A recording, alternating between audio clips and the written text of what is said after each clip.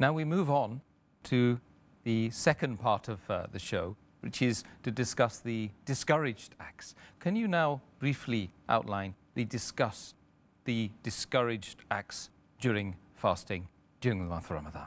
The acts which are discouraged during fasting can be divided into three categories. The first is acts that are discouraged, which are contrary to the sunnah of fasting. Number two, acts which are discouraged during the month of Ramadan, which are otherwise also prohibited. Number three, the other acts which are discouraged during the month of Ramadan.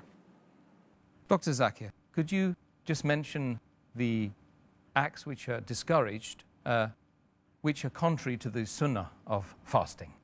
The acts which are discouraged and contrary to the sunnah, besides the ones we said should be recommended, I won't repeat that. It's just the opposite. It is a person should not say the niyyah aloud while fasting. The niyyah, it should not be said aloud. Number two is a person should not eat excessively during iftar or in the night. Number three, a person should not get angry.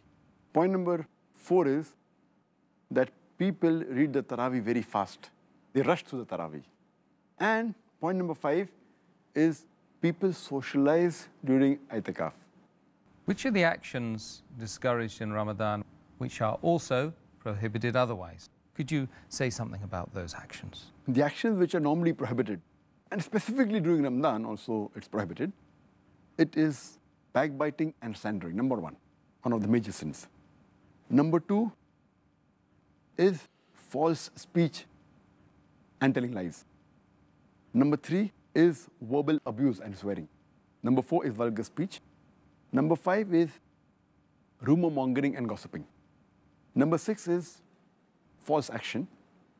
Number seven is listening to un-Islamic songs and music. Number eight is watching un-Islamic programs on the television and un-Islamic movies. Number nine is reading un-Islamic magazines and reading un-Islamic books. Number 10 is going to un-Islamic websites. Number 11 is wastage of food. And number 12 is extravagance and being spendthrift.